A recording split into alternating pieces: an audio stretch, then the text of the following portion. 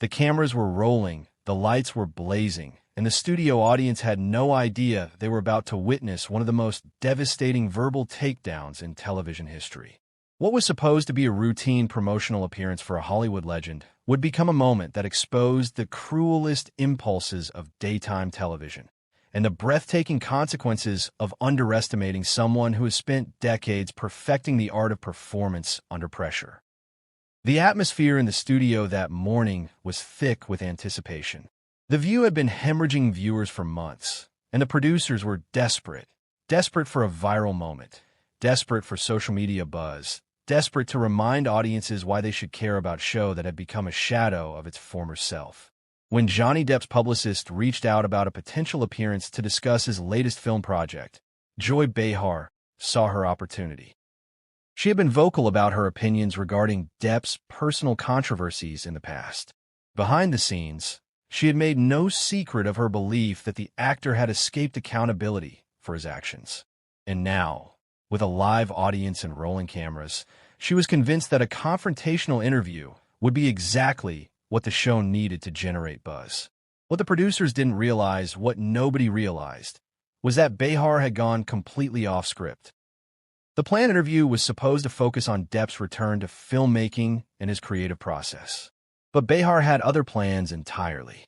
She had spent the previous night preparing what she believed would be a devastating series of gotcha questions, a calculated ambush designed to catch Depp off guard and create the kind of dramatic television moment that would trend on social media for weeks.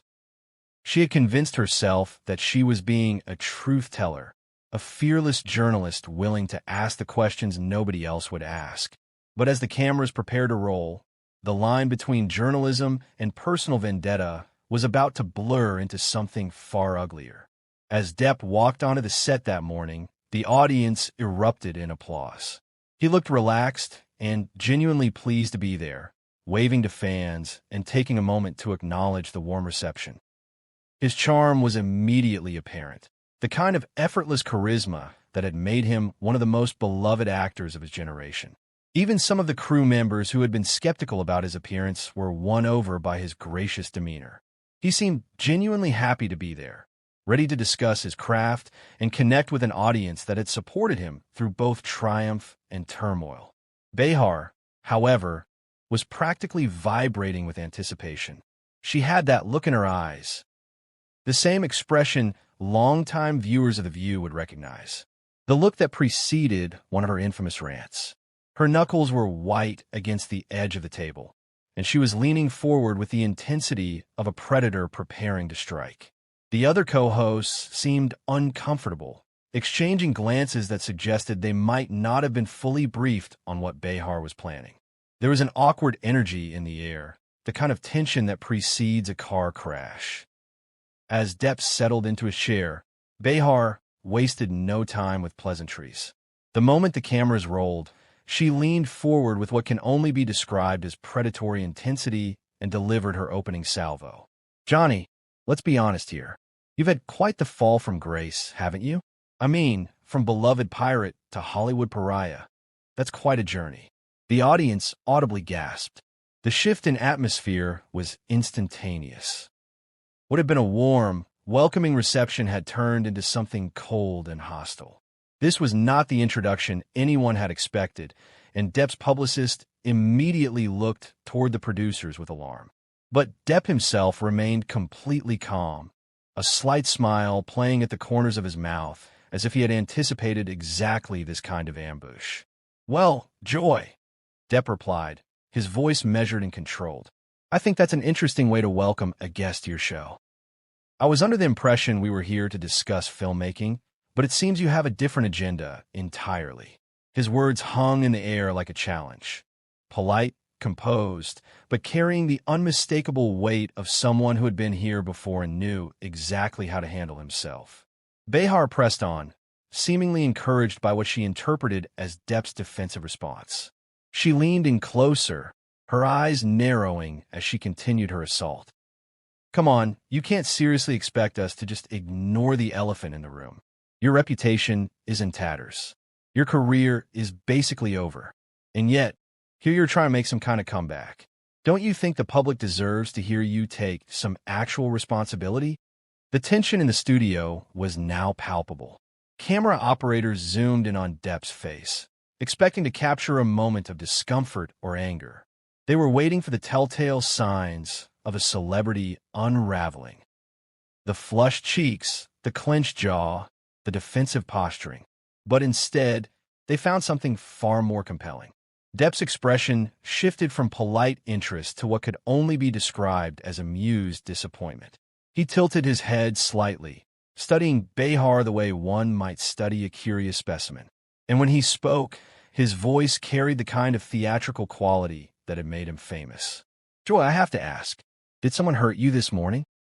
Because the level of hostility you're displaying towards someone you've invited onto your show suggests you're working through some personal issues that have nothing to do with me. The audience began to murmur, and a few people could be heard chuckling nervously. It was a masterful redirection, turning the spotlight back on his accuser with surgical precision. Behar's face flushed red, but she was far from backing down.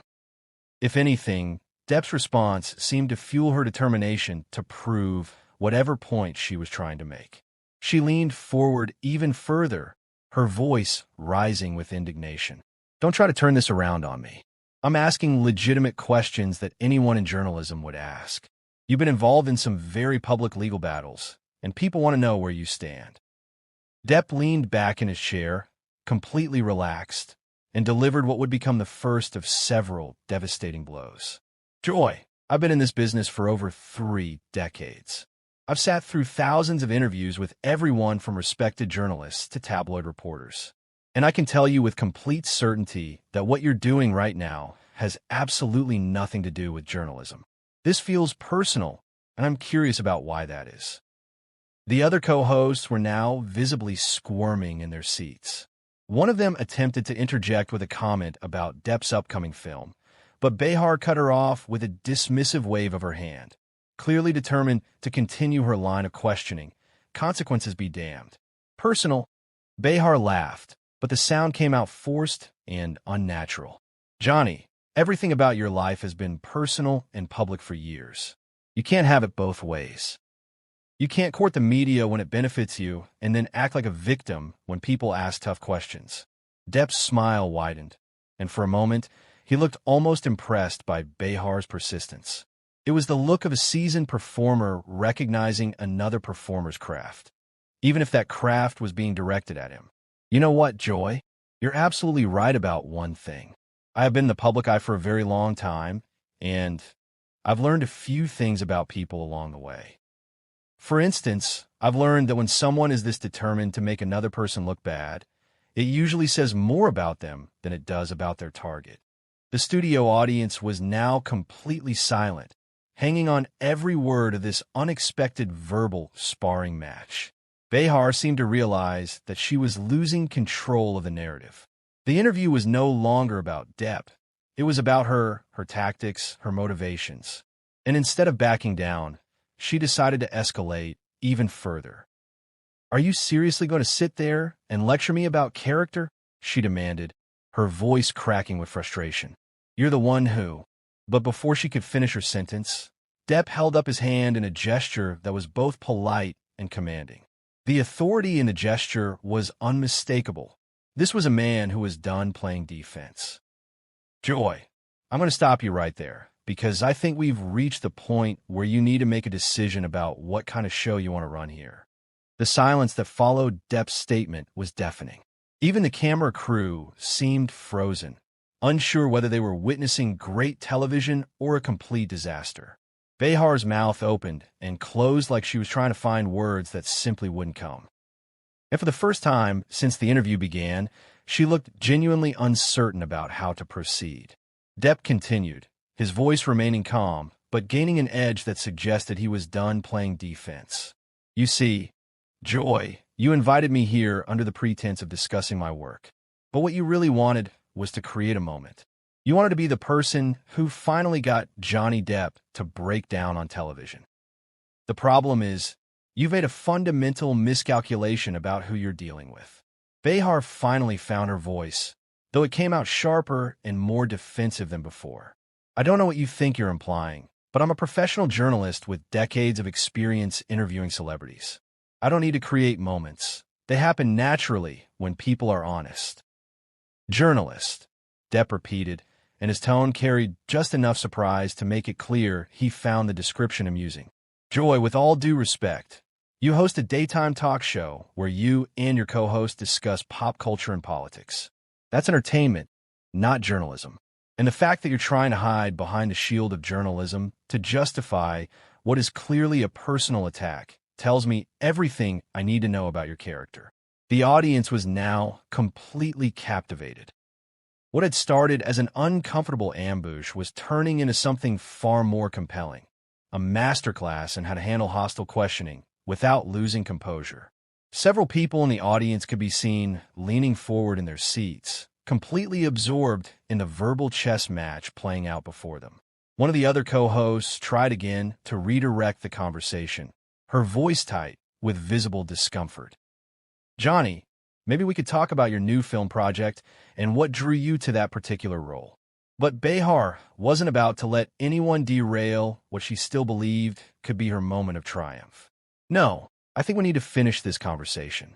Johnny seems to think he can come on this show and turn the tables by attacking me personally, but I'm not going to be intimidated.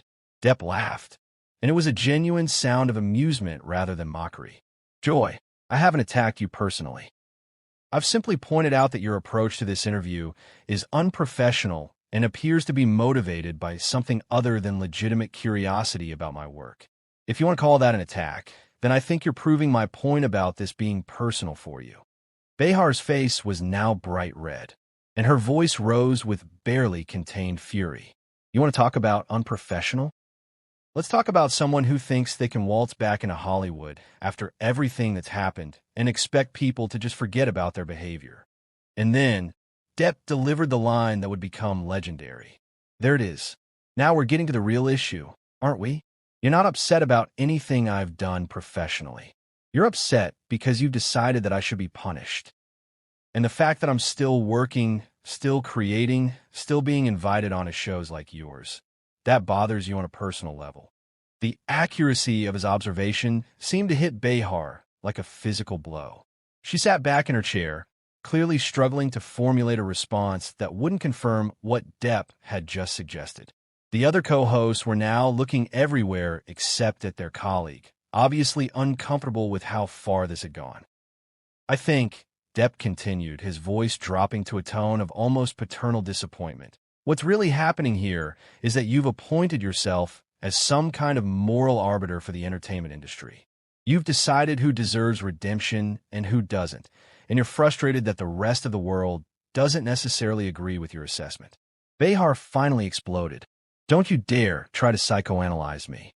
I have every right to ask tough questions. And if you can't handle that, then maybe you shouldn't be doing interviews. Joy, Depp said, his voice dropping to almost a whisper, forcing everyone in the studio to strain to hear him. I've handled tougher questions from actual journalists who knew how to ask them without making it personal. What you're doing isn't tough questioning. It's just mean-spirited.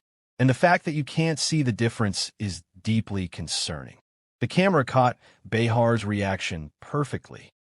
Her face cycling through anger, embarrassment, and something that looked almost like panic. She had clearly expected Depp to either get angry and storm off or to become defensive and flustered. Instead, he was systematically dismantling her entire approach while remaining completely composed. He was turning the interview into a lesson, and she was the student who hadn't done her homework. You know what I think happened here? Depp asked, addressing not just Behar, but the entire studio audience. I think someone told you that being aggressive and confrontational would make for good television, and you confused aggression with intelligence. You thought that if you came at me hard enough, I'd crumble and you'd look like some kind of fearless truth-teller. But the truth is, there's nothing fearless about ambushing a guest on your own show. That's actually quite cowardly. The audience was now completely silent, hanging on every word. Even the other co-hosts seemed transfixed by what was unfolding. Behar looked around desperately, as if searching for support from her colleagues, but found none. I want to ask you something, Joy, Depp continued.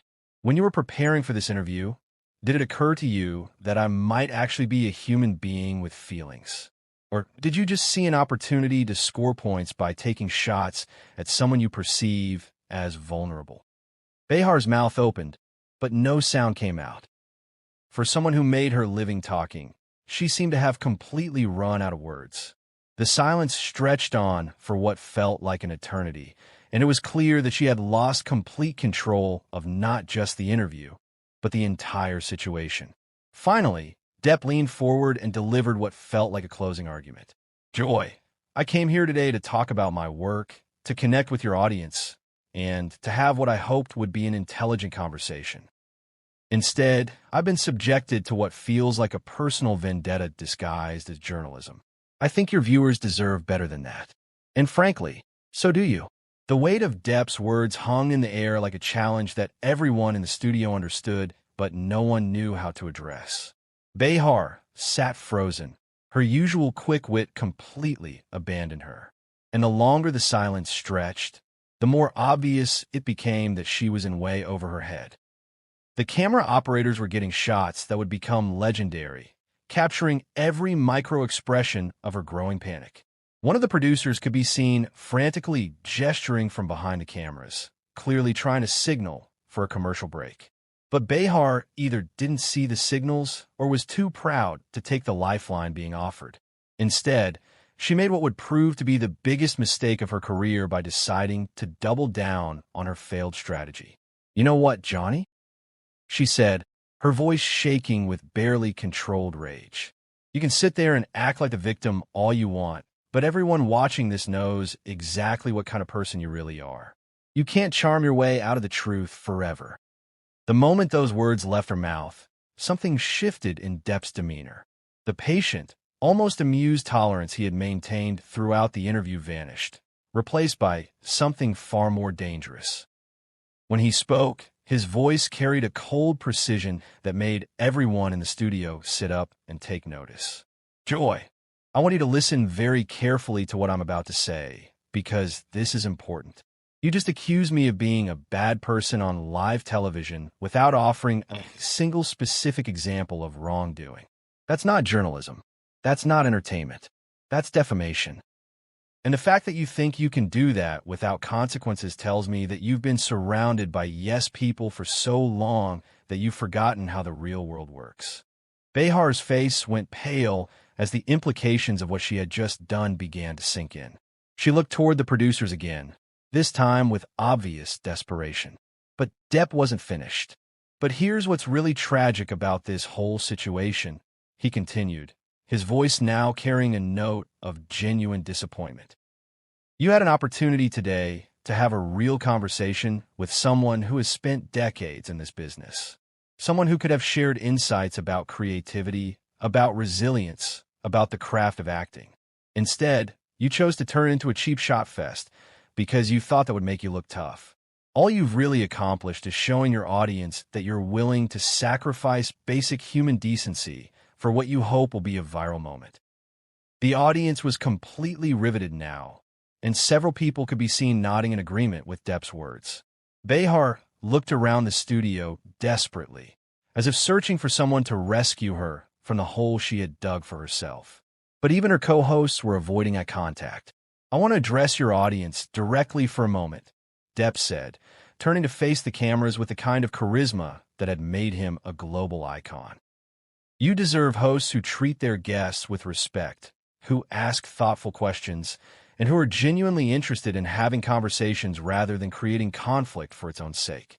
What you've witnessed here today is what happens when someone mistakes cruelty for courage." Behar finally found her voice again, but it came out as a desperate shriek. "How dare you lecture my audience? This is my show, and I'll run it however I see fit." "Actually, Joy," Depp replied with devastating calmness, "I think you'll find that this is the network's show, and the sponsor's show, and ultimately the viewer's show. You're just temporarily in charge of it. And based on what I've seen today, I suspect that arrangement might not last much longer." The look of horror that crossed Behar's face suggested that Depp's words had hit far too close to home. The rumors about declining ratings and advertiser concerns were apparently well-founded, and his casual mention of her potentially tenuous position clearly struck a nerve. "I think," Depp continued, "what we have here is someone who has become so comfortable with being mean that they've forgotten how to be anything else. You've built your career on being the person who says what others won't. But somewhere along the way, you confuse being honest with being cruel. And now, when faced with someone who won't be intimidated by your tactics, you don't know what to do." Behar stood up abruptly, her chair rolling backward with such force that it nearly knocked over one of the stage lights. The sound of it scraping against the floor was jarring in the tense silence of the studio.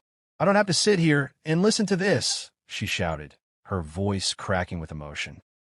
"Actually," Depp said, remaining perfectly seated and composed, "you invited me here, so yes, you do have to sit here and listen to this. Unless, of course, you want to walk off your own show, which I suppose would be one way to handle the situation." The challenge in his voice was unmistakable, and Behar seemed to realize that she was trapped. If she walked away, she would look weak and unprofessional. If she stayed, she would have to continue enduring what was essentially a public dismantling of her credibility. Either choice would be humiliating, but walking away would be admitting defeat. She sat back down heavily, but her attempt to regain control was pathetic to watch. Her hands were trembling, and her voice barely steady as she tried to reassert some semblance of authority. "We're going to take a commercial break," she announced, the words tumbling out in a rush. "No," Depp said firmly. "We're going to finish this conversation first." The power dynamic had shifted so completely that even Behar's own crew seemed to be taking orders from Depp now. Nobody moved to cut to commercial, and the cameras kept rolling as he delivered what would become the most quoted lines of his entire career. "Joy, I want you to remember this moment," he said, his voice carrying the kind of theatrical weight that had made him one of the most respected actors of his generation. "I want you to remember what it feels like to realize that your cruelty has consequences.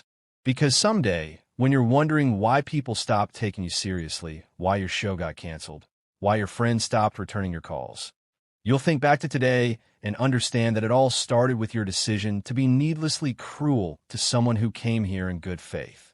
Behar finally cracked completely. Tears started streaming down her face as she shouted, her voice raw and desperate. "Cut the cameras. Cut them now. This interview is over." But the damage was already done. The studio erupted in chaos as producers ran around trying to figure out how to salvage the situation. Network executives were already receiving calls from sponsors who had watched the spectacle unfold and wanted answers. The phones at the network would be ringing off the hook for weeks. But through it all, Johnny Depp sat calmly in his chair, looking like a man who had just taught a masterclass in composure under pressure. He had transformed a hostile ambush into a lesson, a moment that would be dissected, analyzed, and debated for years to come. In the aftermath of the interview, the fallout was immediate and devastating. The View's ratings actually spiked in the following weeks, but not in the way the producers had hoped.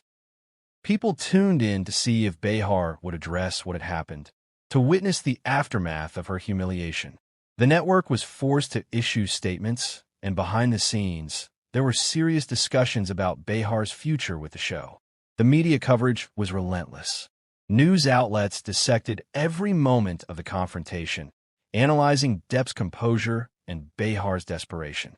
Social media exploded with memes and clips, and the phrase, "Did someone hurt you this morning?" became a viral sensation. Johnny Depp had not just won the exchange. He had exposed something fundamental about the nature of daytime television, about the line between journalism and cruelty, about what happens when someone mistakes aggression for intelligence. The interview became a case study in media training. It was held up as an example of how to handle hostile questioning without losing composure, how to redirect an attack back onto the attacker, how to maintain dignity and authority under the most trying circumstances. It was the kind of moment that defined careers, for better or worse. And for Joy Behar, it was a moment she would never live down. Her credibility had been irreparably damaged, not by anything Depp had said, but by her own desperate attempts to salvage an interview that had spiraled completely out of control. She had wanted to be the tough interviewer who asked the hard questions. Instead, she had become the cautionary tale about what happens when ambition overcomes decency. In the weeks that followed, the conversation around the interview shifted. People began asking deeper questions about the nature of media, about the responsibility of hosts to their guests, about the difference between accountability and cruelty. Depp had been right. There was nothing courageous about ambushing someone on your own show. Courage was asking hard questions with genuine curiosity. Courage was treating your guests with dignity even when you disagreed with them. Courage was remembering that the people on the other side of the microphone were human beings with feelings. The irony was unmistakable. The View had been struggling with ratings, desperately seeking a moment that would capture the public's attention. They got their moment, just not in the way anyone had anticipated. The interview became a cautionary tale about the dangers of chasing viral moments at the expense of basic human decency. As the dust settled, Johnny Depp walked out of that studio with his reputation not just intact, but enhanced. He had shown the world that grace under pressure was still possible in an age of constant conflict. He had reminded audiences that sometimes the most powerful response to hostility is composure, that the best way to win an argument is often to refuse to become the person your opponent wants you to be. Joy Behar sat in her dressing room, replaying the interview in her mind, wondering how she had been so wrong about someone she had written off as a victim. She had seen vulnerability where there was strength. She had seen a target where there was an adversary. And in trying to destroy someone she believed deserved punishment, she had only succeeded in exposing the worst version of herself to millions of viewers. The confrontation on The View became a defining moment in the careers of both people involved. For Johnny Depp, it was a reminder that his power had always come from his craft, not just his ability to play characters on screen, but his ability to control a room, to command attention, to turn a hostile situation into a demonstration of grace. He had been tested, and he had passed the test with flying colors. For Joy Behar, it was a turning point. The moment when her approach to interviewing was called into question on the world stage. She had built her career on being the person who asked the uncomfortable questions, who wasn't afraid to challenge her guests. But in that moment, with cameras rolling and millions watching, she had crossed a line from challenging to humiliating. And the distinction would haunt her for years to come. In the end, what viewers witnessed that day was something rare. A moment of truth in the carefully constructed world of daytime television. The cameras had captured not just a confrontation, but a lesson about humility, about respect, about the difference between asking hard questions and being needlessly cruel. Johnny Depp had walked into what he thought would be a routine promotional interview and walked out as something more. A symbol of how to handle adversity with composure, how to turn an attack into an opportunity, how to remind the world that dignity is never out of fashion. Joy Behar sat in the wreckage of her own making, wondering how she had been so wrong about someone she thought she had figured out. She had seen Johnny Depp as a target to be taken down, a reputation to be tarnished, a story to be exploited. She had forgotten that beneath the headlines and the controversy, there was a human being, one who had survived far worse than a hostile interview and emerged stronger for it. The moment became a cultural touchstone, dissected in media studies courses and used as a cautionary tale for up-and-coming journalists. It was a reminder that in the age of viral content and social media fame, the easiest thing in the world is to be cruel. The hardest thing, the thing that actually takes courage, is to be kind.